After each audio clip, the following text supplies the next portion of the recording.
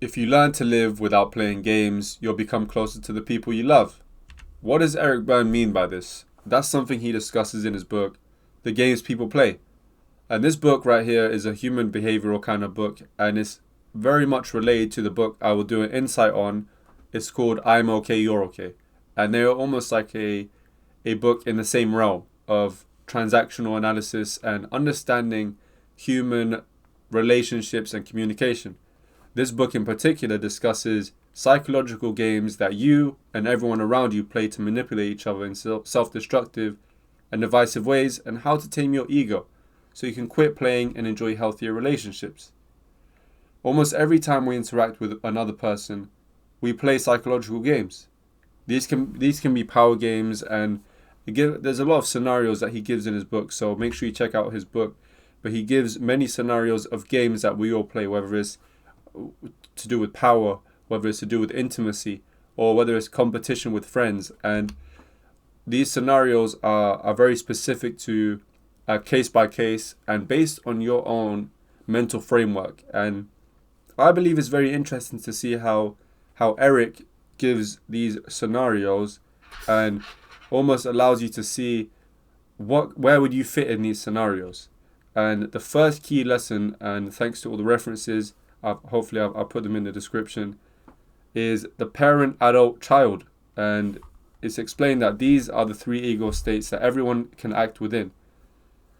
This is a concept that is used in I'm Okay, You're Okay, and it seems that Eric and the author Thomas, for I'm Okay, You're Okay, Thomas, they have an idea of these three ego states that we all fall under at some point, and they believe that understanding these ego states can help you further understand how to communicate with others and how to alleviate problems that could be caused from childhood or just a misunderstanding and things of that nature. Even though it seems like human behavior is pretty random, there are recurring behavioral patterns. As a psychiatrist, the author saw thousands of patients, and he found that each person fell into the category of one of these three ego states: child, parent, or adult. Eric found that whichever state you're in depends on both your past and present. For example, a child will copy whatever their parents do, so this is where the parent ego state comes from. So if you had a father who shouted at you when you did something wrong, you may unconsciously do this exact same thing to your child. So it's the things that you learn from your parents, the habits, the small behavioral things that you pick up from your parents that you will most likely pick up when you grow up in life. And that's something I can relate to. Hopefully you can relate to too. Things that your mom or dad have done that you see that you do now, and it's something that you witnessed your parents do at a young age. The adult ego state is where rational thinking comes from. As we discover how to reflect on our experiences, we learn that we can make choices based on the present situation. It uses logic to tackle problems. For example, it comes out when you need to figure out how to fix a car with a broken engine.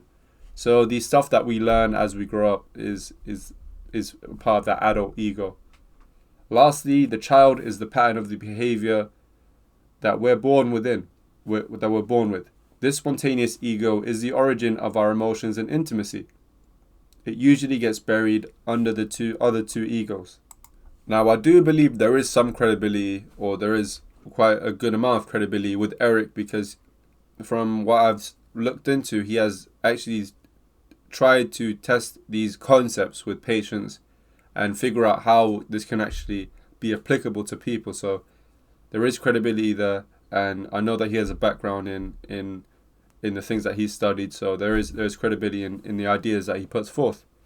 Depending on which ego state and what situation you're in, you'll play different games with other people. So he uses these ego states and applies them to games, or pretty much scenarios, and tries to mold each scenario according to the ego state. And this is it adds a layer to these games that people play. So you can further understand how you can stop playing games that are not beneficial to the people, that is misleading and is deceiving. Whenever we interact with people, we are in one of these ego states, and the other person is in another. This can be an opportunity for self-discovery and rekindling past memories. If you can learn to live without playing games, you'll become closer to the people you love. After learning about these games, you can see that most of them are either harmful or pointless. So the way to a more fulfilling life would clearly be learning to live without them. If you are interested in finding out what these games are, please check out his book. He has a lot of scenarios that he puts forth, and probably from those scenarios that he puts forth, you can create your own and apply it to your own life. Eric goes on to say that it can be difficult because games allow us to be more comfortable. So playing these games make it easier for us to not be vulnerable. And without them, we will not have to reveal more of our true selves. They allow us to be social with people without having to be vulnerable. But Eric Berne teaches vulnerability and intimacy are necessary for human connection. Though it's hard, we need to drop the games.